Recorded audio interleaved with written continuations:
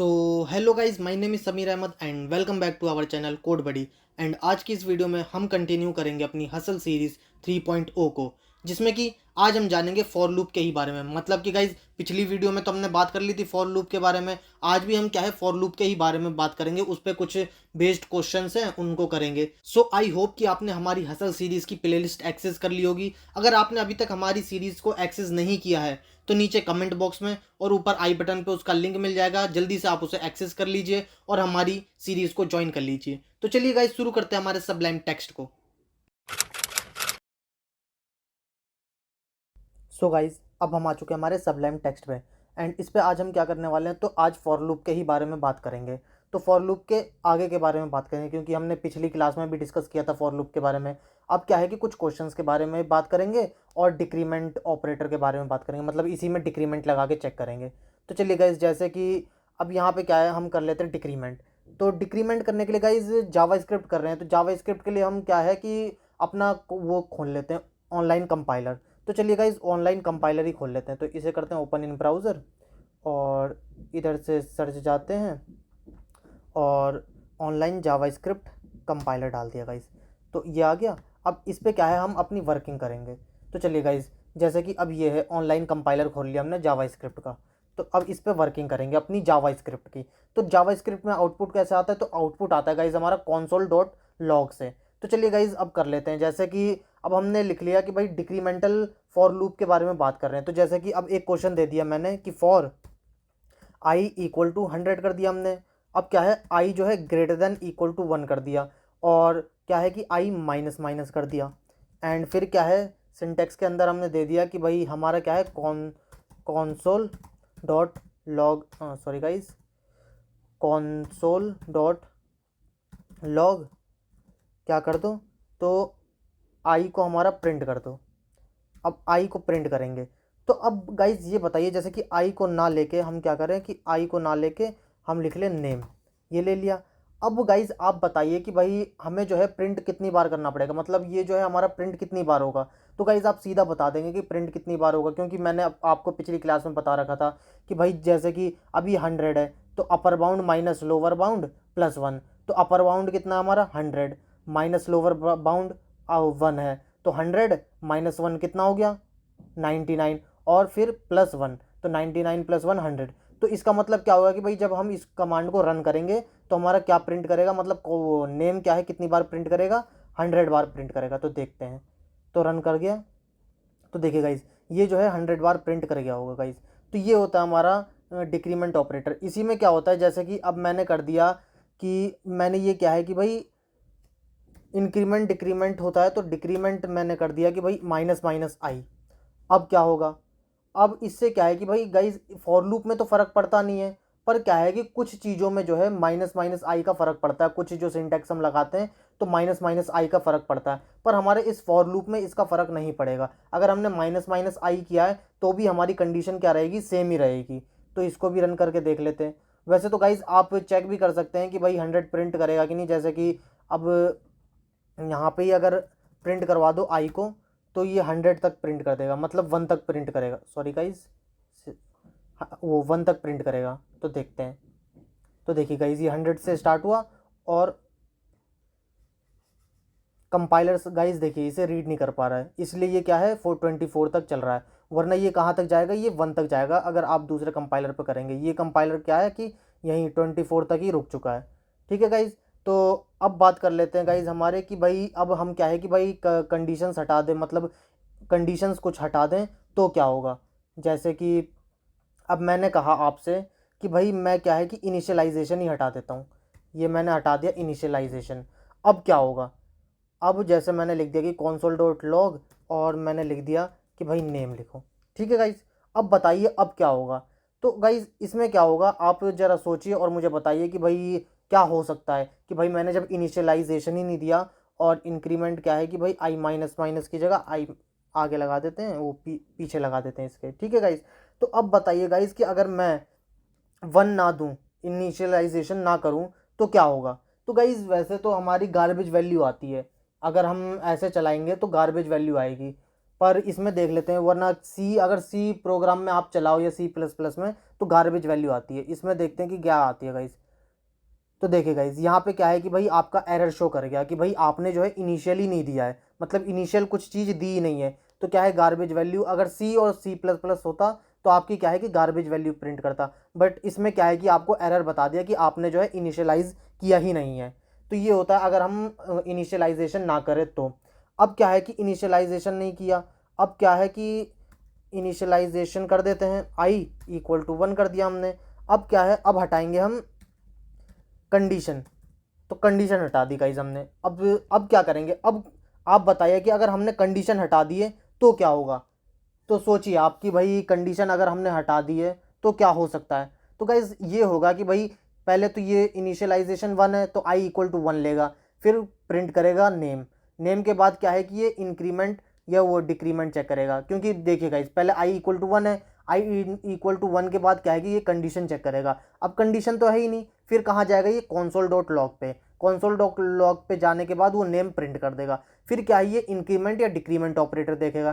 तो उसमें क्या है कि i माइनस माइनस है, इसका मतलब है क्या है कि भाई हमारा 1 जो है कम हो जाएगा, मतलब माइनस माइनस हो जाएगा तो 0 हो जाएगा, या तो इसको प्लस प्लस कर लीजिए, अगर 0 भी होगा तो भी कोई दिक्कत नहीं आएगी। तो console.log कर दिया हमने गाइज। अब क्या होगा, अब क्या प्रिंट करेगा, तो गाइज ये प्रिंट करेगा infinite loop. Infinite loop print करेगा, क्योंकि भाई हमने कंडीशन ही नहीं दी, हमारा लूप क्या है, चलता चला जाएगा। आई पहले 1 हुआ, फिर 2 हुआ, 3 हुआ, 4 हुआ, 5 हुआ, 6 हुआ, ऐसी 10, 100, जब तक हमारी मेमोरी फुल नहीं हो जाती, जब तक ये क्या है कंडीशन चलती चली जाएगी। तो देखते हैं, रन करा हमने गाइस, तो देखिए ये नेम वाली कंडीशन है क्या, चलती चली जा रही है। देखिए गाइस, ये चलती चली गई, चलती चली गई, ऐसी क्या है, ये चलती चली जाएगी। तो ये होता है अगर हम कंडीशन ना दे तो। अब एक और चीज़ आ जाती है कि भाई अगर इंक्रीमेंट डिक्रीमेंट ना दे तो जैसे कि i <= हमने कर दिया 10, ये 10 कर दिया। अब मैं कह रहा हूँ कि भाई मैंने कंडीशन ही नहीं दी, अब कंडीशन नहीं दी, अब क्या होगा, तो गाइज अब ये होगा कि इस बार भी क्या होगा कि भाई इनफाइनाइट लूप चलेगा। क्यों, क्योंकि देखिए गाइज i = 1 है, पहला कंडीशन ये चेक करा, फिर क्या है ये चेक करेगा कि i जो है 10 से लेस देन है, 10 से लेस देन है तो है, फिर क्या है ये console.log प्रिंट करेगा। तीसरा ये है कि console.log प्रिंट करेगा, मतलब नेम प्रिंट कर देगा। इसके बाद कहाँ जाएगा ये गाइज, तो इसके बाद ये जाएगा गाइज हमारा इंक्रीमेंट डिक्रीमेंट चेक करने, कि भाई इंक्रीमेंट करना है या डिक्रीमेंट करना है। तो ये देखेगा कि ना तो इंक्रीमेंट करना है ना डिक्रीमेंट करना है, तो ये क्या करेगा, फिर ये क्या चला जाएगा, फिर से ये इनिशियलाइजेशन पे चला जाएगा, मतलब कि आई फिर हमारा 1 ही हो जाएगा। और फिर क्या है, ये console.log प्रिंट करेगा। इसका मतलब क्या है, ये भी फॉर लूप चलेगा, मतलब इनफाइनाइट लूप चलेगा। तो देख लेते हैं इसको भी, तो इसको किया रन, तो देखिए गाइज ये भी क्या हुआ, इनफाइनाइट लूप चल गया। तो गाइज ये था हमारा कि भाई अगर हमने इनिशियलाइजेशन हटा दिया, कंडीशन हटा दी, इंक्रीमेंट डिक्रीमेंट हटा दिया तो क्या होता है। अब गाइज मैं कह रहा हूँ कि भाई मैंने क्या है कि भाई कुछ भी नहीं रखा, इसमें मतलब है कि मैंने तीनों चीज़ हटा दी, अब क्या होगा। तो गाइज अब भी क्या होगा, अब भी होगा हमारा इनफाइनाइट फॉर लूप। तो देखते हैं रन करके, तो देखिए गाइज यहाँ पे क्या है, ये भी इनफाइनाइट लूप चल गया। तो गाइज आप चले समझ ही गए होंगे कि भाई अगर कंडीशन ना लगाए, इनिशियलाइजेशन ना करे या इंक्रीमेंट डिक्रीमेंट ना करें तो क्या होगा, कैसे प्रिंट होगा, होगा कि नहीं, एरर आएगा या नहीं। तो गाइज ये सब चीज़ थी। एंड अब बात कर लेते हैं एक क्वेश्चंस की, कि भाई अगर मैंने एक क्वेश्चन दे दिया आपको तो कैसे सॉल्व करोगे। जैसे कि मैं एक क्वेश्चन देता हूँ, लिखता हूँ। क्वेश्चन ये है कि मैंने लिख दिया, यहाँ पे इसको क्लोज करते हैं। अब मैंने लिख दिया कि फॉर i = 1 कर दिया, अब i <= 4 कर दिया, और console.log कर दिया, और इसमें क्या कर दिया गाइज, मैंने i कर दिया, ठीक है। और फिर क्या है, अब मैंने कर दिया कि भाई console.log, इसमें क्या कर दो, इसमें भी i कर दो। अब क्या है, इसके बाद ये कर दो इनिशियलाइजेशन। तो गाइज़ अब आप बताइए कि क्या होगा, मतलब इसका आउटपुट क्या होगा। तो गाइज़ मैं आपको 10 सेकंड का टाइम देता हूँ, आप कर सकते हैं तो करिए। तो चलिए गाइज़ करते हैं कि भाई होगा क्या। तो एक बार रन करके देखते हैं, फिर आपको समझाते हैं कि भाई होगा क्या। तो देखिए जैसे गाइज़ अब क्या हुआ, ये 1 2 2 3 3 4 4 और 5। तो गाइज ये प्रिंट कैसे किया कि भाई 1 प्रिंट किया, फिर 2 2 प्रिंट किया, फिर 3 3 प्रिंट किया, फिर 4 4 और 5। तो ये प्रिंट कैसे किया, तो गाइज यही आपको समझाते हैं। तो चलते हैं गाइज हम अपने वाइट बोर्ड पे जहाँ पे हमने ये क्वेश्चन लिख रखा है। तो ये आ गए हम वाइट बोर्ड पे अपने। अब वाइट बोर्ड पे क्या है कि गाइज पेन अपना सेलेक्ट करते हैं, तो पेन सेलेक्ट कर लिया। अब समझते हैं कि भाई क्या है इसका मतलब, कंडीशन क्या है कि भाई ये कैसे प्रिंट कर रहा है। तो देखिए गाइज, जैसे कि आई इक्वल टू हुआ पहले 1, ये 1 हुआ। हमने आपको बताया था कि भाई कैसे हम रीड करते हैं फॉर लूप को। तो पहला ये होता है, दूसरी बार में हम जब पढ़ते हैं, दूसरी बार में चेक करता है हमारा कंपाइलर, तो इसको चेक करता है। अब तीसरी बार में क्या चेक करता है, तो तीसरी बार में ये पैरेंथेसिस के अंदर चेक करता है। तो तीसरा केस ये होता है हमारा कि भाई तीसरी बार इधर आएगा। और फिर चौथी बार आएगा हमारा इंक्रीमेंट डिक्रीमेंट में कि भाई यहाँ पे जो कंडीशन है उसको चेक करेगा। तो चलिए गाइज अब इसी हिसाब से करके देखते हैं। तो क्या किया हमने, फॉर आई इक्वल टू 1, आई क्या हो गया हमारा गाइज 1, आई क्या है 1 जो है लेस देन 4 है। तो फिर क्या करो, फिर तीसरे में आओ, ना कि उधर जाओ। तीसरे में आए, console डॉट लॉग आई कर दिया, तो आई करा, तो आई क्या प्रिंट हुआ 1, तो 1 लिख देते हैं, 1 प्रिंट हो गया। अब क्या है, इंक्रीमेंट कर दो, तो आई क्या है अब हमारा इंक्रीमेंट हो गया प्लस प्लस से, मतलब 1 इंक्रीमेंट हो गया, तो 1 क्या हो गया 2 हो गया। अब 2 देखेगा यहाँ पे console डॉट लॉग आई, तो यहाँ पे क्या है कि भाई 2 प्रिंट कर देगा। तो समझेगा इस आप कि भाई पहले हमारा क्या हुआ, ये हमारा आपको हाईलाइट करके दिखा देता हूँ। तो पहले हमारा ये कंडीशन गया, मतलब आई इक्वल टू 1 गया, ठीक है, ये चेक किया। फिर ये सेकंड कंडीशन चेक करी, फिर ये थर्ड कंडीशन चेक करी, देन फिर ये फोर्थ कंडीशन चेक करी। तो पहले हमारा क्या प्रिंट किया कि भाई आई 1 था, तब जाके इसने 1 प्रिंट कर दिया, फिर इंक्रीमेंट कर दिया उसको, उस चीज़ को इंक्रीमेंट कर दिया। अब इंक्रीमेंट कर दिया तो वो 2 हो गया। अब 2 क्या है, इसने फिर से प्रिंट करवा दिया कि भाई 2 प्रिंट कर दो, तो 2 प्रिंट हो गया। अब ऐसी क्या है हमारा, अब आई क्या हो गया हमारा 2, 2 लेस देन है 4 से है। तो अब ये थर्ड में ही आएगा फिर से, तो 2 क्या होगा, फिर से ये 2 प्रिंट कर देगा। तो फिर से 2 प्रिंट कर देते हैं हम, 2 प्रिंट हो गया गाइज। अब क्या है कि 2 को इंक्रीमेंट कर दो, तो आई प्लस प्लस हो गया, तो क्या हो गया ये 3 को फिर यहाँ पे क्या है कि भाई ये फोर्थ में चेक करेगा कि भाई इंक्रीमेंट डिक्रीमेंट का हमने यहाँ पे लगा रखा था। तो यहाँ पे क्या है कि भाई console डॉट लॉग लिख रखा है, तो इसमें क्या है कि भाई अब क्या प्रिंट कर देगा 3, तो यहाँ पे हम लिख देते हैं 3। तो गाइज राइटिंग पे ज़्यादा ध्यान मत देना, क्योंकि हम माउस से कर रहे हैं पहली बार तो नहीं, मतलब कुछ दिनों बाद कर रहे हैं, इस वजह से दिक्कत आ रही है। एंड ये हो गया 3। अब क्या है 3 आ गया इन आई में। अब क्या है 3 लेस देन 4 है। तो फिर क्या है कि अब इसमें फिर से console कर दो, console डॉट लॉग आई, तो क्या प्रिंट करेगा, फिर से 3 प्रिंट करेगा। ऐसी क्या होगा आई प्लस प्लस मतलब 4 हो गया, और फिर console डॉट लॉग, तो हमारा क्या प्रिंट करेगा 4 प्रिंट करेगा। ठीक है गाइज, अब 4 आ गया, तो 4 लेस देन है इक्वल टू 4 के, तो है। अब है तो क्या करेगा कि console dot log I 4 print कर दो, तो ये 4 आ जाएगा, इसके नीचे 4 आ जाएगा, और फिर आई प्लस प्लस मतलब 5।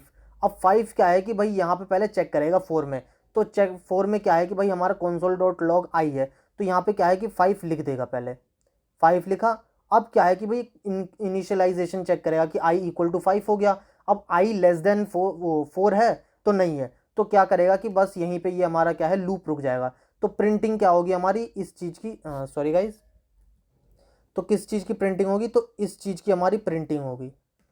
ये जो हमारी चीज़ है ना, इस चीज़ की हमारी प्रिंटिंग हो जाएगी कि 1 2 3 3 4 4 5। तो यही हो गया हमारा कि 1 2 2 3 3 4 4 5।